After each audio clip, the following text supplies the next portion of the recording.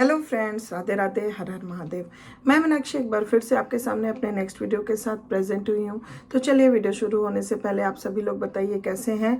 I hope you are happy and healthy. तो चलिए इसी के साथ वीडियो को स्टार्ट करते हैं, सेशन को आगे बढ़ाते हैं।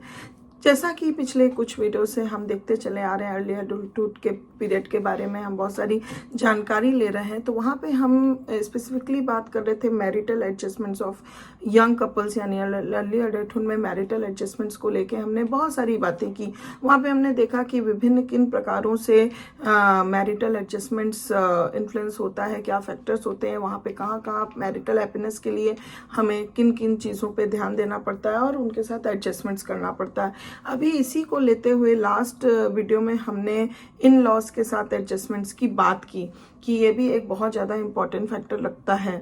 तो वहाँ पे हमने कुछ बातें ऐसी छेड़ी थी कि जहाँ पे हम ये जानना चाहते थे कि कुछ ऐसे फैक्टर्स होते हैं जो इन्फ्लुएंस करते हैं इन लॉ के एडजस्टमेंट में, जो कि इन लॉ के एडजस्टमेंट्स को थोड़ा और डिफ़िकल्ट बना सकते हैं उनके साथ एडजस्टमेंट्स होने में। तो आज इस सेशन में हम उन्हीं पर थोड़ा डिटेल में चर्चा करेंगे कि ऐसे कौन से फैक्टर हैं that influence in law adjustments.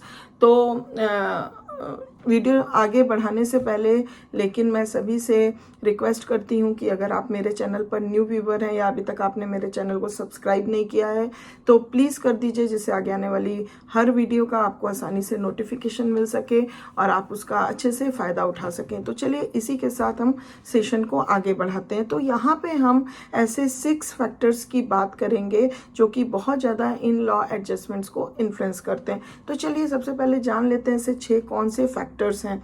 तो सबसे पहला है stereotype, next desire for independence, next family cohesiveness, next social mobility, उसके बाद care of elderly relatives and last but not the least financial support of in laws.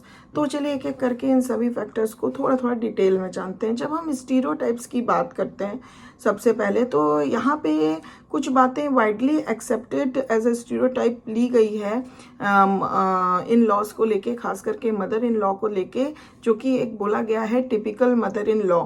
तो ये जो एक स्टीरियोटाइप है वो एक अनफेवरेबल मेंटल सेट को डेवलप कर लेती है स्पाउस, जो भी कपल होता है उसके अंदर अपने इन लॉज को लेके, खास करके लड़की के अंदर ये बिफोर मैरिज ही डेवलप हो जाता है कि जो मदर इन लॉ है वो टिपिकल ही होगी। तो वो एक अनफेवरेबल मेंटल सेट ही लेकर शादी करती है।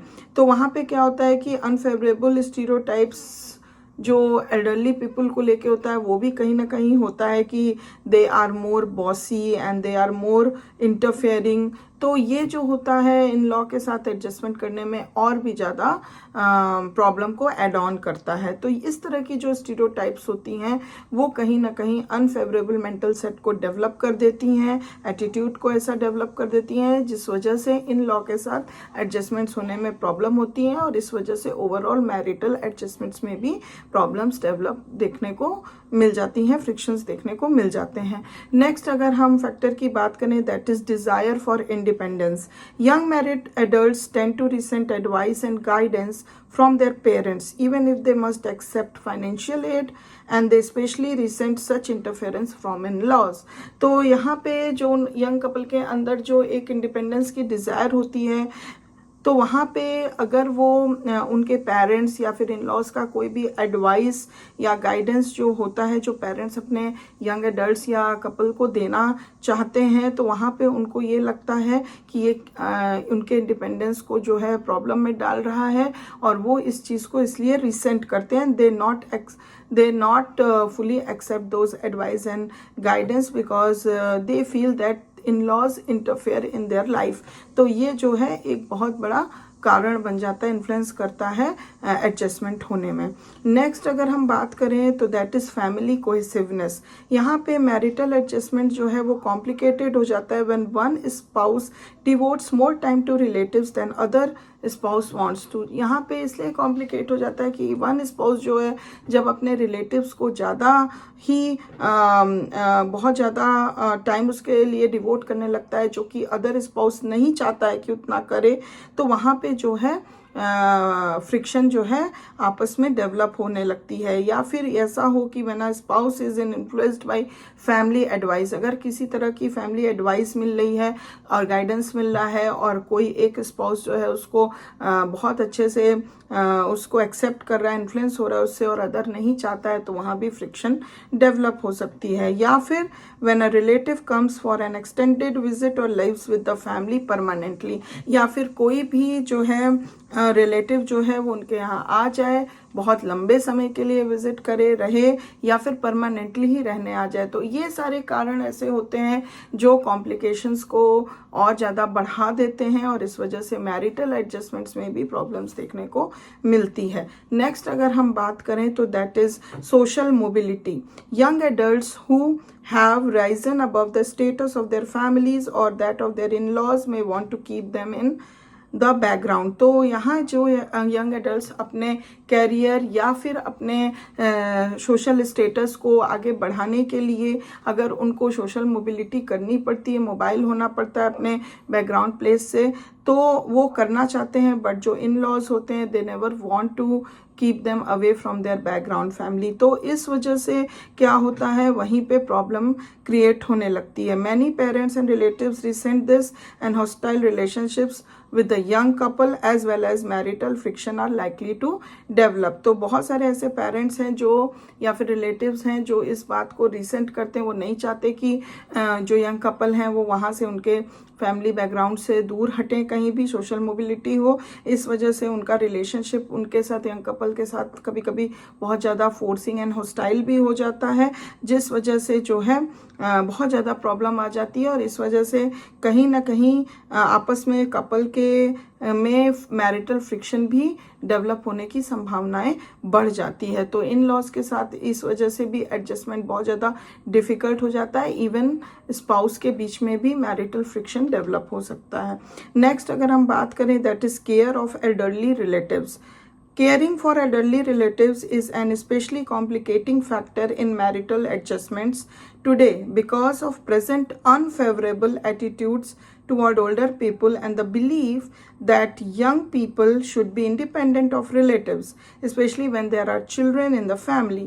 तो caring for elderly relative जो होता है ये एक marital adjustments में बहुत ज़्यादा एक ऐसा फैक्टर है जो उसको इन्फ्लुएंस करता है आज की डेट में, बिकॉज आज की डेट में प्रेजेंट टाइम में ये माना जाता है कि बहुत ज़्यादा अनफेवरेबल एटीट्यूड्स बना हुआ है ओल्डर पीपल को लेके, और ये बिलीव सिस्टम बना हुआ है कि यंग पीपल जो होते हैं वो इंडिपेंडेंट रहना चाहते हैं एल्डरली पीपल से, कि मतलब यंग पीपल जो होते हैं they want to be independent of relatives, क्योंकि वो लाइबिलिटीज़ वो रिस्पॉन्सिबिलिटीज से बंधे रहना दे डोंट वांट।